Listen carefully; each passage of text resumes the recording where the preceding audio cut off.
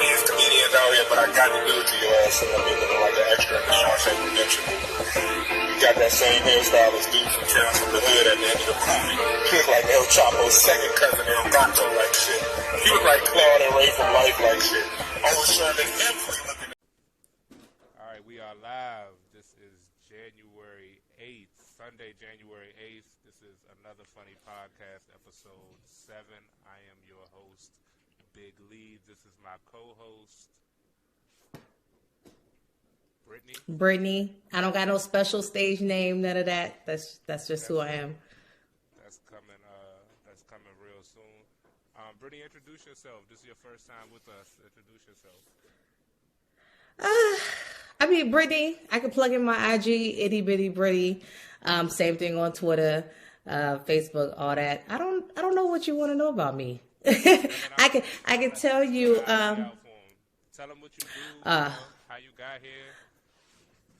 Oh yeah. Okay, so IG and Twitter, itty ITTIBITTY, I think BRITTY. Woo! I'll get it together. It's been like forever since I had that handle. How I got here? I think you hoodwinked me into this. For real. I told you I wouldn't mind coming on here as a guest and just let me know. And you kind of was like, all right, you try to do this podcast? You need to give me like a week. I need an answer like today.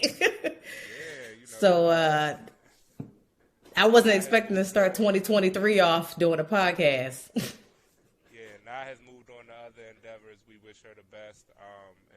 We're starting off with me and Brittany this year, and to move on forward, we're looking forward to having Nah as a guest on here in the future. But for now, most definitely, me and Brittany, we're gonna hold it down. We got a jam-packed show for y'all to start off the new year. How was your holidays, Brittany? Your Christmas, your New Year's? How was that? Get anything special? Nah, nothing special. I mean, I got a couple gold necklaces and some shoes that I was looking forward to. You know, like, you ain't married, but once you get into the married life and you Valentine's Day, birthdays, Christmases, you kind of end up coming up with this little list of gifts that you want, and you hand it over to the spouse, and it's like, hey, pick some of these things that I've been thinking about buying myself, and then they end up, buying it for you, and that's kind of how it works out. So, but other than that, Christmas was nice. My dad came in town, first time seeing our new house. I haven't seen my dad in about a year and a half, which is the longest I've been without seeing my father. So I was excited about that. Didn't do too much for New Year's, something that was chill, and I could have stayed home and saved some money, but it is what it is. What about you? Probably had one of the more relaxing, winter holidays that I've had in a long time. Friend came in town from overseas, kicked it with him a lot.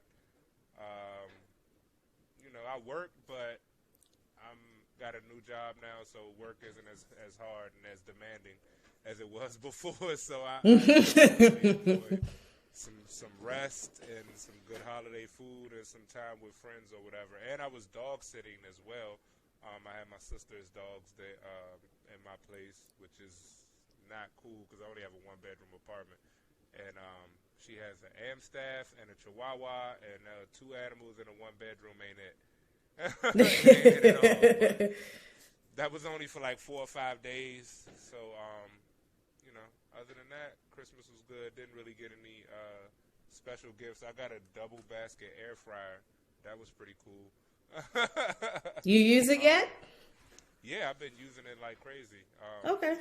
I've always used my air fryer at least once a day, to be honest, even if it's just reheating food. You feel me? Most definitely. Probably burnt to a crisp the second time you put it in there. You gotta turn it on low, and even this joint got a reheat option, which is cool too. Like you could be reheating. That's what's up. And then you could be cooking. And I love burgers and fries, so I could have burgers on one side and then fries on the other. You put the burgers in the air fryer? Yeah, everything goes in the air fryer. What in the air fryer? Like, stuff that you wouldn't fry? I mean, you're not frying burgers. Only thing I can think of. You use that joint like a toaster oven. That's what you do. Yeah, I put toast in the air fryer today. Like, I put 2 pieces of bread and I turned that bitch on until they toasted. to make an egg and bacon sandwich this morning. Everything goes in the air fryer. So the stove never comes on in your apartment? For cornbread, like I make like some cornbread in a cast iron skillet. I know that sounds country as hell, but I mean, I make some cornbread in a cast iron skillet and I put it in the oven or something like that. But yeah, I don't do a lot of bacon for real. Like, I'm not a sweets eater like that. I don't do a lot of bacon. I mean, but I guess cooking chicken or something else you can put in the oven. But I mean, I'm not even gonna say. My oven has an air fryer on it, so when we moved to the house, we tossed the air fryer out. So I was like, "This joint is convection. It's a timer on here. It's Wi-Fi enabled." Yeah. You super fancy. Yeah, I'm the Jeffersons moving on up. Yeah, turkey bacon in that joint, whatever, bro. Like, yeah. The only thing that I probably can, like, I consistently cook that I use the stove for would be pancakes and eggs. And that would be it. Well, yeah, I guess that would be a nice gift for you. You know, the year has started off epic, to be honest, and it seems like, you know, another week and it's another major injury in football. But just Monday night football, we had about halfway through the first quarter, Buffalo Bills safety demar Hamlin suffered a heart attack after making a tackle. After the hit, Hamlin briefly stood up, and then he fell back down. EMS immediately rushed to the field. They performed CPR on Hamlin for 10 minutes before resuscitating him and then rushing him to the hospital. As of today, Hamlin is responsive and still in with his family, but still in the hospital. He had a GoFundMe going on for a toy drive. The goal was $2,500, and it's reached over $8 million now. That's a blessing. It's a blessing that he's still here with us and that he's responsive right now.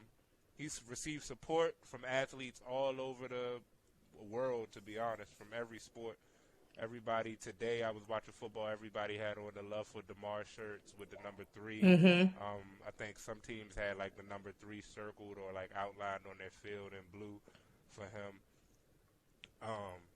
Skip Bayless, he faced some backlash after a tweet.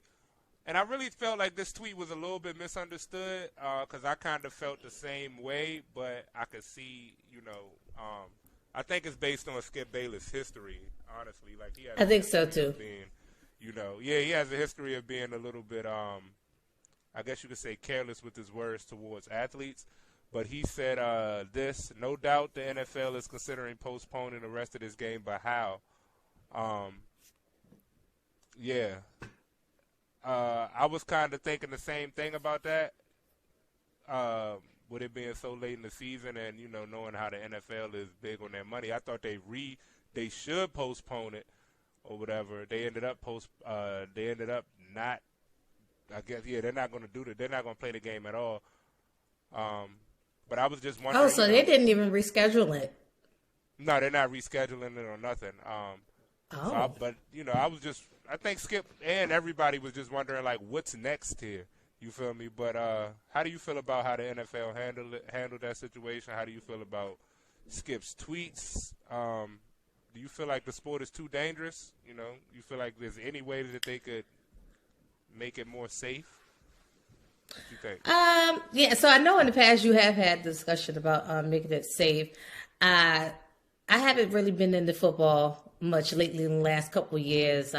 You know, just after the whole Colin Kaepernick situation. I kind of do keep up with scores, with records and stuff, but I haven't really been watching it as much as I used to years ago. But postponing the game or delaying the game, I think that they probably could have continued on.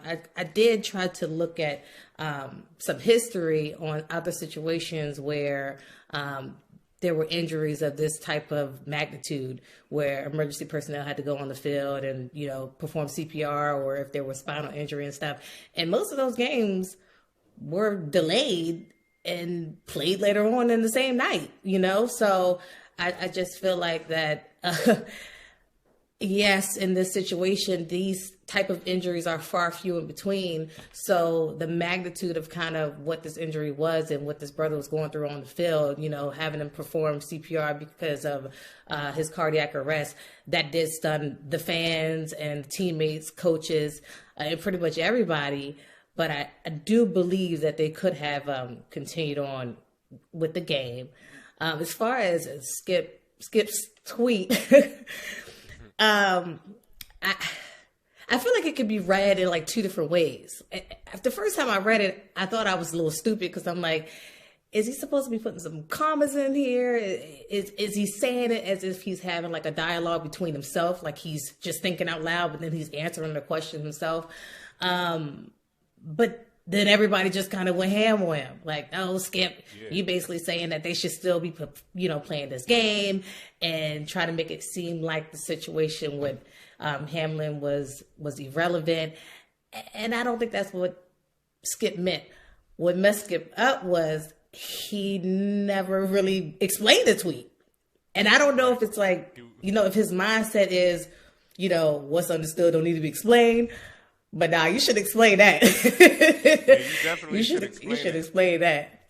I mean, if people was questioning it, you definitely should explain it. I was thinking the same thing. Like, okay, I'm for postponing the game, but what's next? Are y'all going to reschedule it? It's only one more week of, you know, football. Are you not going to reschedule it? Are you going to reschedule it? If you don't reschedule it, then how does that work out? I just more so, you know, what's next? And, you know, also I was concerned for his safety, for his well-being as well. You know, I saw it live. I was actually watching the game and saw it live, and I can't remember ever seeing anything like that. And I think that was just everybody's concern. Like, we never saw nothing like that, so what's next? What happens next with him? What happens next? Not in years. And I think, you know, some of the history that I kind of went and looked into, like, it was like, you know, just about top 5 injuries of this magnitude. Most of them spinal cord injury. Most of them kind of kept playing afterwards. And there was one gentleman, I can't even think of his name off the top of my head unless I pulled it up, who actually died on the field. And he died on the field. They didn't announce that he had died on the field until, of course, he had been taken off in ambulance and at the hospital. But, you know, paramedics and personnel had said he had died on the field. They actually continued playing that game. But it sounds heartless when you say that. Like, oh, just keep playing on. And, you know, the players should have kept playing. But, you know, it has happened in the past where they've been playing, you know, after something this serious. So, I don't know. But Skip should have got on Undisputed and kind of explained it a little bit. But he kind of just was nonchalant about the situation and tried to move on. Being a stubborn old man, which is, I think everybody had that question, like, what's next? Like, because we know, okay, even if they cancel this game, we know there's going to be football next week. You know, like, so what's going to happen with this game? You know, like, that's all we're trying to figure out. Like, y'all. And I also think it's like, yeah, that too. And then you probably don't want to set like a precedent where every time something like this happens, we are always, you know, postponing and not rescheduling games. So, you know, and the NFL is trying to make money. I think they might have, like, in the next players agreement or whatever, they might have something in place for situations like this. A makeup schedule or something, like a makeup game schedule or something like that in place for something like this. You know, I guess. I don't know. It's great. It was just, it's a crazy situation, man. Like a heart attack on the field.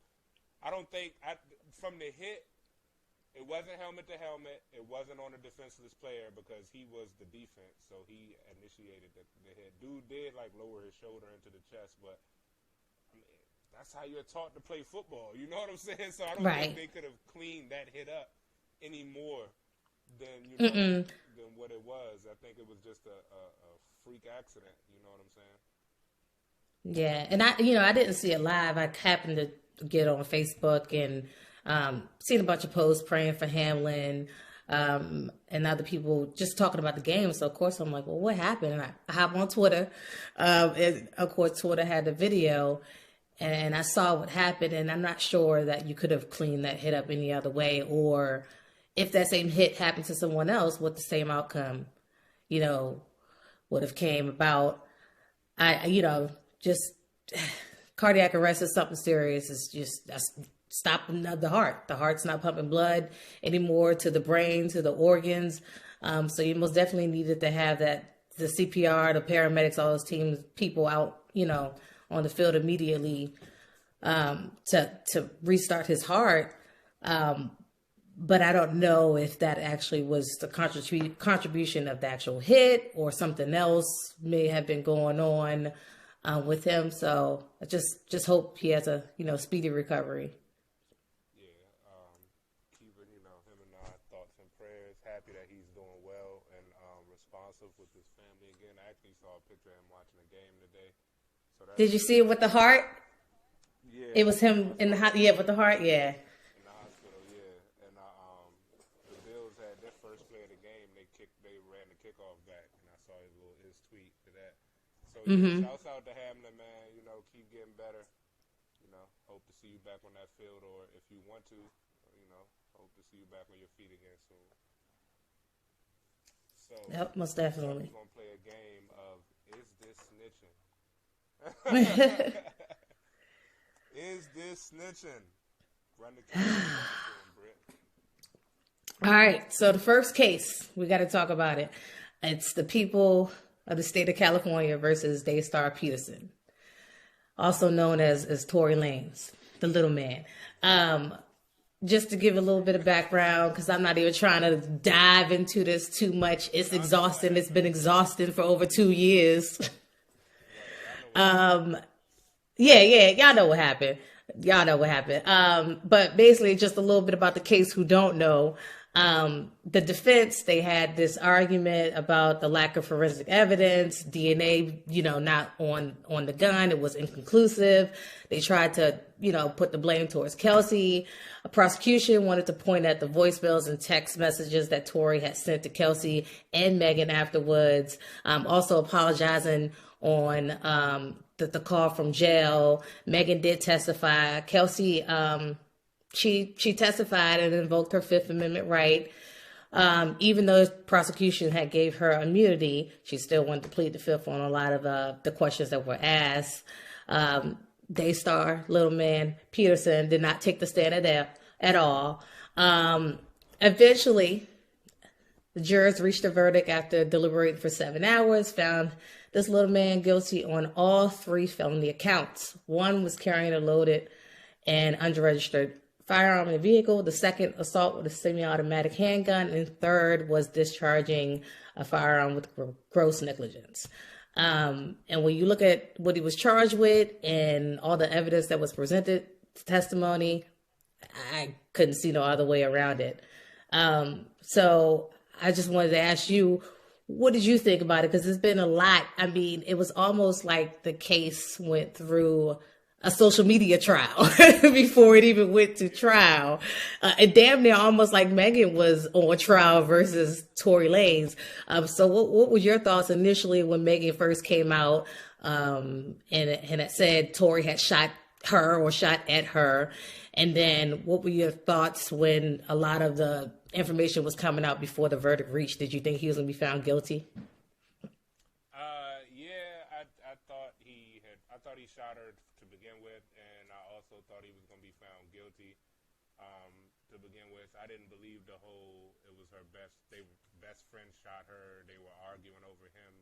Storyline, it sounded absolutely insane to me. Yeah, so, and I'm happy that the phone call from prison came out afterwards. I'm not going to, throw Meg in that snitching category. She got shot, and I don't think she asked for that. It's not like she was running around living a lifestyle for her to get shot or whatever. So, yeah, definitely believe Tory did that, and he is going to have to deal with the consequences that came behind that. I don't think he woke up that day with intentions to shoot Megan Thee Stallion. I think something. Oh no. It's an argument. Something happened. He had a gun on him, and then that's what happened. Yeah. It's what it I is. mean, Accidents happen. it's almost like someone who didn't even think everything through. I don't care if he was shooting in the air. I don't care if he was shooting at the ground, trying to be funny with it. Like, I don't understand why you even play with guns like that. Like, don't do that. That's a situation. Yeah, he's gonna regret that situation just like he was regretting it in that phone call for real. Yeah. So what do you think about Kelsey though? Because she did have a statement she gave to the authorities, which some would say she was snitching at that point. But then when she went to court, she tried to invoke her Fifth Amendment right. So do you feel like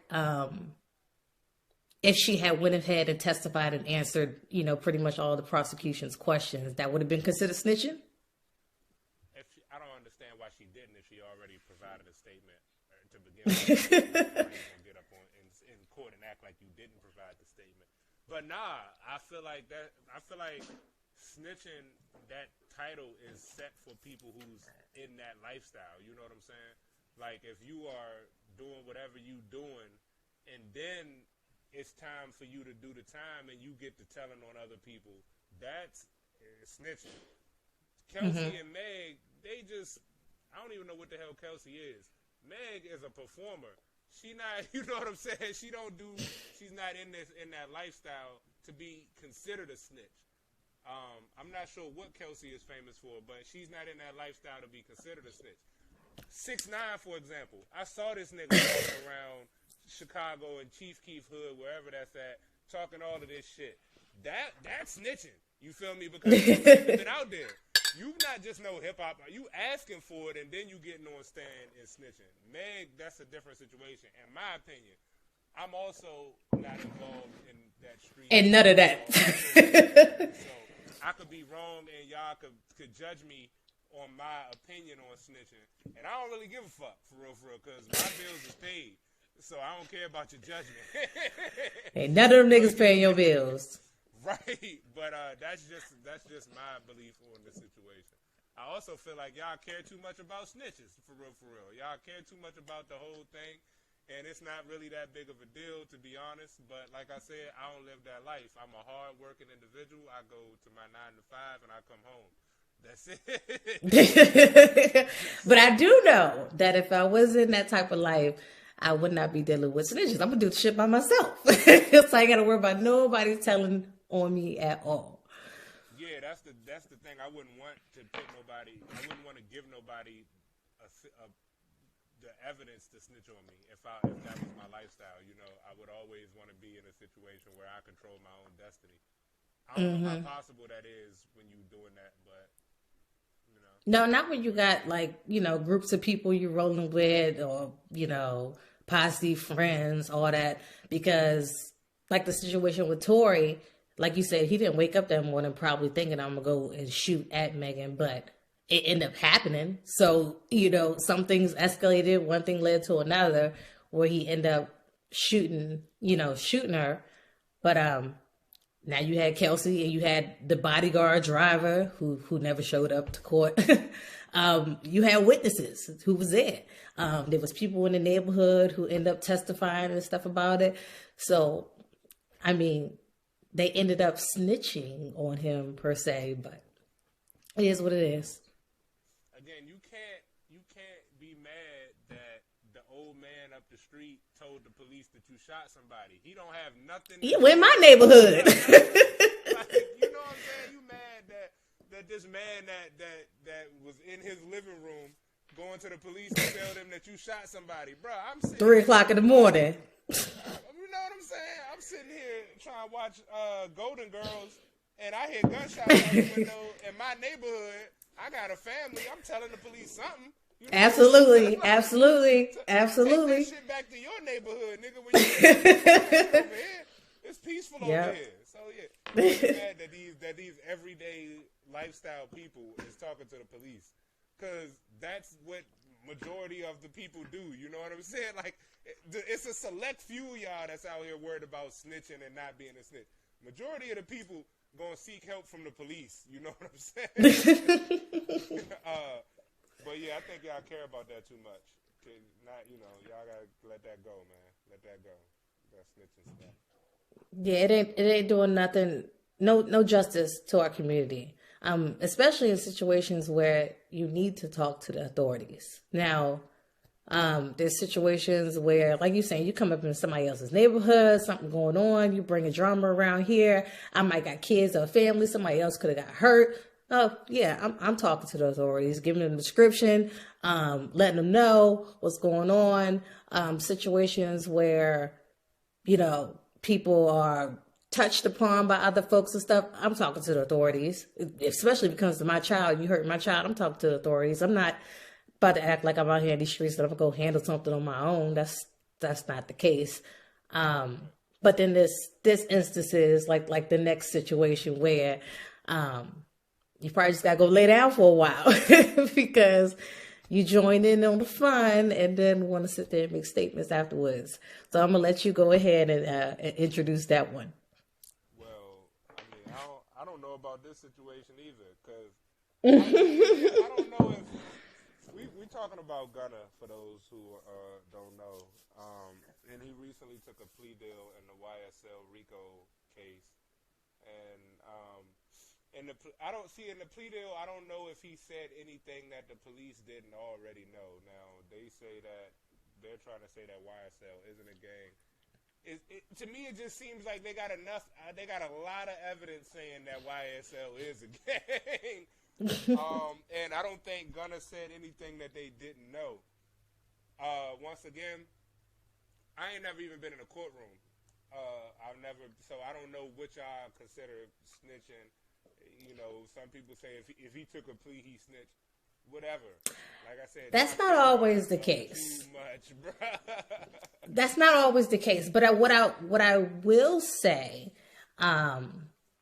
is that I figured he gave them something, right? So an Alford plea, and I think I'm just talking off the back of my head, off of some research that I've probably done, and I can't really remember verbatim.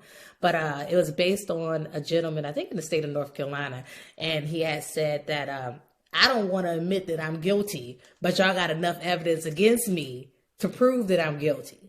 And, they were kind of like, oh, okay, well, can you enter that type of plea? And that's what, based off of his last name, that's where it came about. So basically, he took an Alford plea saying that I'm not admitting to any guilt, but y'all got enough evidence against me that if it went to trial, I could probably be found guilty of this.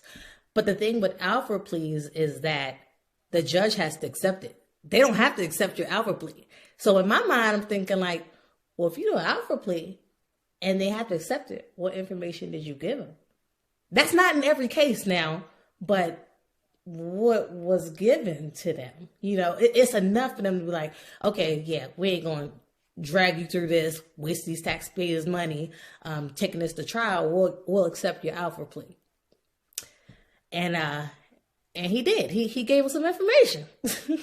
Yeah, I also feel like this isn't the end of whatever plea he took. This isn't the end of that. Like, there's more information that's going to come out in the future about what he told and his plea deal or whatever. So, maybe when other information comes out, maybe I will be like, he snitched or whatever. But yeah. Well, I want to read, because he did release a statement after he was released. Because I think everybody was like, oh, nigga, you snitch. So he released it. He said, when I became, and this was like, all right, I ain't do nothing for y'all. I'm going to release this. Whether it was him, his lawyers, somebody put it out there. But basically said, when I became affiliated with YSL in 2016, I did not consider it a gang, more like a group of people from Metro Atlanta who had common interests and artistic aspirations. The statement starts, my focus of YSL was entertainment, rap artists who wrote and performed music that exaggerated and glorified urban life in the Black community. Now, he came out with that. So after, I guess, his case ended up being closed, evidence recordings of the courtroom started trickling out into, the social atmosphere. And that's when the readings of the questions that the prosecution had asked him and the answers he had given, the world was exposed to. And based off of those questions and those answers that he was given to, that's why they say he snitched. Because he implicated YSL's a gang. We know that, though. Like, we know that. You know what I'm saying? Like, But they need the evidence to, like, stack it against him. I read the first indictment. Like, I read that whole thing. It was like 60-something. Me too. I think, or probably more than that. They know that they a gang. You know what I'm saying? There's nothing that Gunna said that helped them figure out that they was more of a gang than before. You know what I'm saying? Like, it's like chips, though. Like, they just stacking them. That's all. I get what you're saying. Yeah, you know, it ain't like he said he pulled the trigger, or he just said, y'all know that. Y'all know that for real. You know, do I really got to say yes to this? Because y'all know that. Okay, so so snitching. So if he had been asked questions directly about the dealings of whether it was murder or drug dealings and all that, and he had then said, yeah, them niggas did that, would you consider that snitching? That probably would have been snitching right there. Okay. But because he answered questions they already knew the answers to, you like, that wasn't snitching? Y'all niggas out here know YSL a gang. Like, don't act like y'all don't. You know what I'm saying? Like, y'all be out here saying all of this slime. For the longest, I thought we was talking about the brand. I didn't know. Yves Saint Laurent. That's what I thought. I didn't even know it was a record label. I didn't even know it was a record label. But I'm old. I'm washed. I don't care. You know, I don't care. What y'all say about me? I mean, I was a Jeffrey fan, and I still had no idea that it was a record label. I just thought he kept saying YSL for the brand. So yeah, I thought it was just the brand too. And I don't even know why the brand let them get away with that for so long. But they haven't been, because they've been. I think they may have served them in the past with like cease and desist orders, trying to stop them from using it. But I'm not sure how far that went. I mean, like I said, I thought, I don't know nothing. I'm not really like into all these rappers' lives and what they got going on. So I just thought, I mean, he said YSL shit. I'm thinking he talking about they weird YSL shit. So, I had never heard the phrase Young Slime Life until I read that indictment. But, you know. Same. You know, it's cool. Free Thugger and the rest of them. Yeah. Thugger got a long road ahead of him, my guy, because it seemed like some of the other guys is folded too. Yeah, I mean, that's what happens when you got a lot of people. Somebody gonna fold. That's why you don't do shit that's why you do it by yourself. Yeah, because somebody gonna fold. Trust me. Somebody is gonna fold. So, yeah. The last topic, was it New York Times or was it Washington Post? Who was it? I think it was the New York Times. The New York Times. And Crazy. So basically they had said that Kendrick Lamar was the most important rapper of his generation. And at first I thought it was like of our generation. I'm like, well, whose generation are you talking about? The millennials? And then that can be argued. But then when I think about his generation of rappers, I mean, it can still be argued, right? But I don't see why they could be wrong about that either. I could see the argument. I'm just trying to get Kendrick Lamar's age right quick before I can say his generation. 35. I can see why that could be argued. I wouldn't say that Kendrick is maybe the best from the West Coast of that generation. But, you know. Okay, well, who else? Most important, that's what they said. Most important, probably definitely from the West Coast. But I don't know what they're saying as far as generation. I don't know who's considered in his generation or whatever. But I can name a few rappers that probably were more influential and more important than Kendrick. Really? Throughout my time. Like I said, I don't know how far back we're going.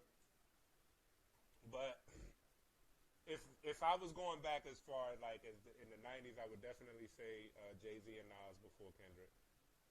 And then as far as his class, I would have to put Drake, even though I'm not really that huge of a Drake fan. Drake's always in my fucking top 5 on Spotify every year. I don't know why. You try to act like you're not a certified lover boy, but you really is. I think it'd be the features, and I listen to a lot of like older Drake stuff, like when he was when he was heavy with Young Money and shit. Oh, you mean when Quentin Miller was writing this shit? I got it. Yeah, like I play a lot of that stuff too. But then I would also have to put J. Cole up there, based just off the music and the production, because you know Cole be out here making beats. And the whole Dreamville, like the whole label, the whole Dreamville, Airy and Boz and all the rest of them, I would have to put in front of Kendrick. No shade to Kendrick though, he definitely is super influential out here. You know, I think Kendrick has the hip hop album of the year for last year. I hope he wins a Grammy.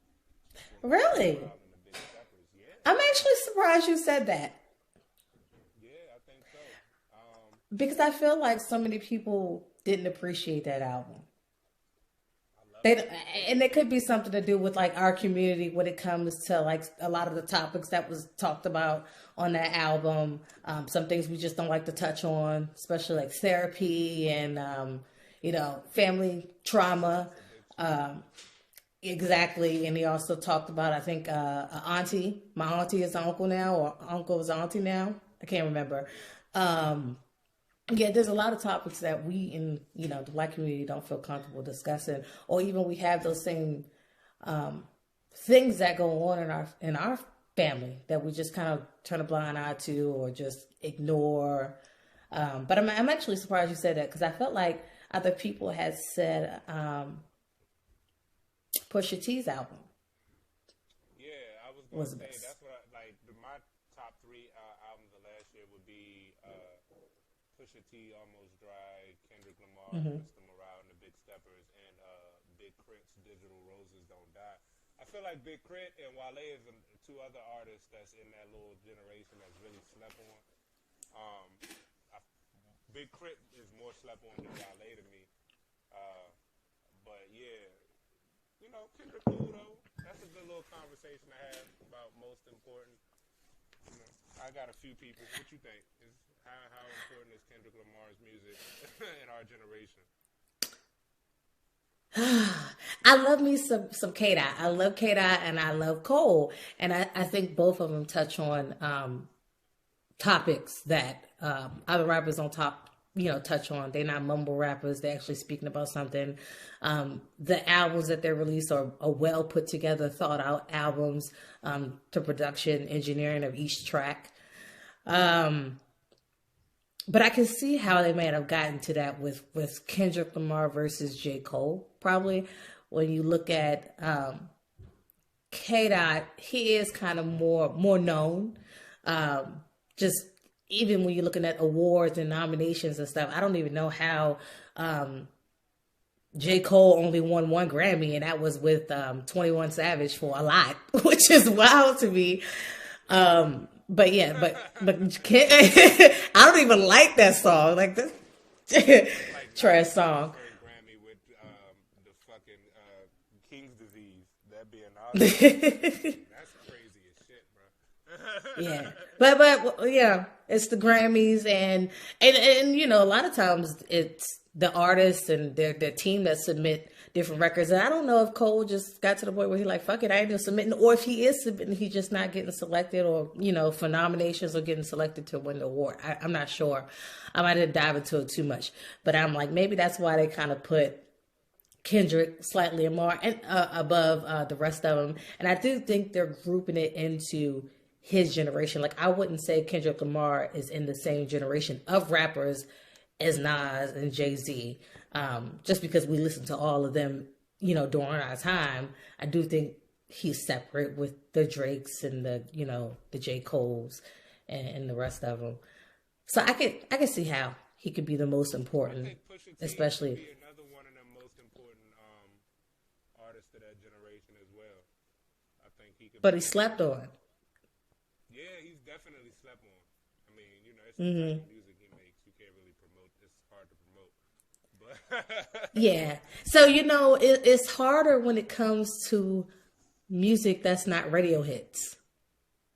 You know, and even J. Cole has struggled with that. There was an interview, like an older interview he had did on like the Breakfast Club where he had talked about him struggling to actually find a radio hit for, I can't even remember, but I think it was the joint that he had out with Missy. But it was like him trying to find a actual, and then do you think about the album that was on? A lot of those songs weren't radio hits. So he has struggled with that. And then nowadays he can sell records and albums without actually having any radio playing. Same thing with Kendrick Lamar. So. I think now we come into a time where probably in the near future radio is going to be played out. Nobody's really going to be listening to it like that anymore. But Kendrick, he up there. It can be argued. I can see the argument. You know, I can see the argument. Just for me, it wouldn't be Kendrick. I would definitely have to put either Drake or J. Cole up there for the most important of that generation. But you know, it's cool. Yeah, they're probably just talking about topics that are influential. You know, I wasn't too happy about everything that was kind of released in 2022. Like, I wasn't a fan of Certified Lover Boy. And then I also wasn't a fan of really this 21 Savage and Drake album. It's just, I don't know. Maybe I'm just not, maybe I'm too old now to be listening to some of that. Or maybe just Drake has kind of reached that climax. He's plateauing. I don't know. Like I said, I've never really been a diehard Drake fan. He's got some hits. He's got a lot of hits, but never been a diehard Drake fan. I found in that some of my typical artists, like some of my favorite artists, were the people that I were consistently listening to last year, like the Big Crits or the Pusha T's or the Wale's. And you know, all of these, well, besides Wale released his album like the end of 2021, so that was cool. I was still playing that last year, but Big Crit, you know, Digital Roses Don't Die, I was playing that a lot last year. And that was one of my never heard a song from him, so I'm not even gonna sit here and act like I know. I guess I should. Good country dude, bro. Real good country dude. For a while, I think he's really slept on. But yeah, that's our show for this week. We will be coming at you guys again in 2 more weeks. The week after next. You got anything you want to plug? Brittany, give them your IG one more time. Hold on. You know what? Just because I act like I don't know how to spell sometimes, let me make sure I spelled it right. We are still answering questions on here. Brittany has the family life, so you can send her family questions on how she successfully manages her family. Meds, ADHD meds, probably. On how I successfully manage my bachelor life, or why I'm a bachelor still. Don't be rude and ask me that. Nigga, you look 40. I do. Why are you single? I'm like 8 years away from like 7 years away from 40, so that bitch knocking on the door. It's gonna come faster than you know it. 30 came faster than I do. Right. But yeah. I keep saying I'm in the best shape of my life right now, so that keeps me going. Well, no, I'm happy for you though. I think so too. You give me motivation to get out here and get the best shape of my life. So. Not even doing that on purpose, to be honest. But yeah, I can plug in my IG and all that, but it is like mommy stuff, family stuff. Not even like that's me, but I feel like that's just what I post because I don't share a lot. Nigga, that's you. You have a family. You have mommy. What are you talking about? Okay, let me explain it a little bit better. What I'm saying is I feel like because if you look at my IG, you're like, oh, she posts pictures of family. Oh, that's all she's consumed with. That's the only time I feel like I can post because it's like, I don't take selfies. Like, even having me on this podcast is something new to me. I don't like my voice. I don't like showing up. Sometimes the hair not even done. I don't even know when I have a time to do a selfie. But I've been saying it every New Year. Every time the New Year comes around, I'm gonna take more selfies and I'm gonna post more and I'm gonna share more of my life. And I guess the podcast is gonna do it for me. And I'll probably end up posting some pictures and stuff. Well, I'm trying to, get back into actually posting and stuff. It's not that I don't like posting. I don't like creating for social media, but I'm gonna get better with that. This is different though. Like podcasting is different than like actually making posts or whatever, or doing like videos or reels or TikToks. But I have did you give me IG? Give me IG. Itty bitty Brittany. ITTIBITTYBRITTY.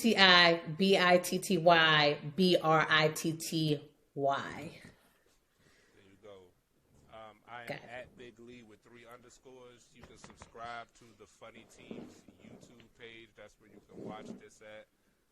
I have a show this Saturday at Golden Lounge.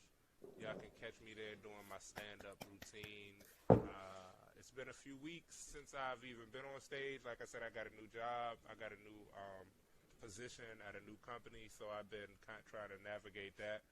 But I'm hitting the stage again this Saturday at Golden Lounge. I will also be at Adams Bomb open mic on H Street. I don't have the exact address for that, but you can find them at Adams Bomb's Comedy on IG. I'll be there on Wednesday, and probably another open mic some other time this week. Just trying to warm up the comedy genes before the show Saturday. Got a lot going on. That's what's up. Around, Brittany, if that's it, I'm gonna wrap this up. I'm good. Thanks for listening. Right, thanks for having me. No problem. You here to stay till the next time, y'all.